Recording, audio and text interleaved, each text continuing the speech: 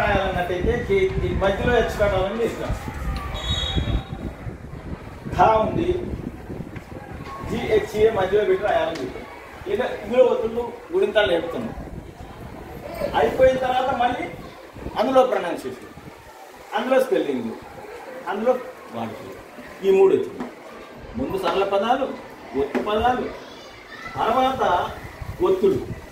మా ఒత్తు, గా ఒత్తు, రావత్తు, మా రాయాలని ఎంఎండి అది నేర్పుతాం. ఈ అయిన తర్వాత క్రా, క్రా, క్రీ, రీ, టూ ఇలాంటి గుంటాలు. క్లా, క్లా, ఈ, క్లూ ఈ మూడో రకం గుడింతాలి. క్రా రాయమంటే కేఆర్ఏ,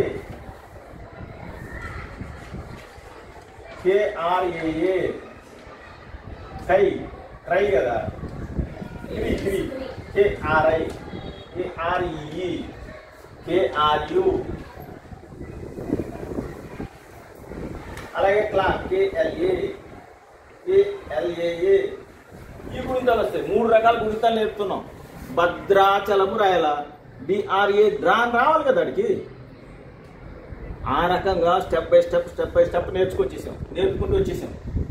ఇదంతా వచ్చేసిన తర్వాత నీ క్లాస్లో ఉన్న వాళ్ళ పేర్లు అందరూ రాయరా అంటాం.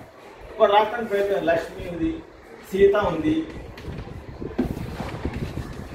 రాతాడు ఎస్ఐటిఏ రాతాడు. రామ ఉంది, రాతాడు రామ రాతాడు. లక్ష్మి ఉంది, రాస్తాడు LAKSHMI అని రాస్తాడు వాడు. ఎందుకంటే నేర్పేసాం, వరుస పద్ధతులు అన్నీ నేర్పాం. అన్ని రకాలు నిర్వాసనాలు అలాగూ అన్నీ నేర్పేశాం కదా. కాబట్టి చివరికి రాయమన్నాం. మీరు ఏం రాయమన్నా చివరికి రాయమన్నా, ఇదంతా వచ్చినాక రాయమన్నాం. అర్థమైందా? కాబట్టి చదవటం రాయటం వస్తుందా రాదా? 15 రోజులు కూడా అవసరం లేదు. వాడికే కాన్ఫిడెన్స్ పెరిగిపోద్ది. నేను రాసేసి ఆ ఊళ్ళో వాళ్ళ పేరు రాసేస్తాడు రేపు పొద్దున. స్కూల్లో వాళ్ళకి కాదు, ఊళ్ళో వాళ్ళకి కూడా రాస్తాడు వాడు.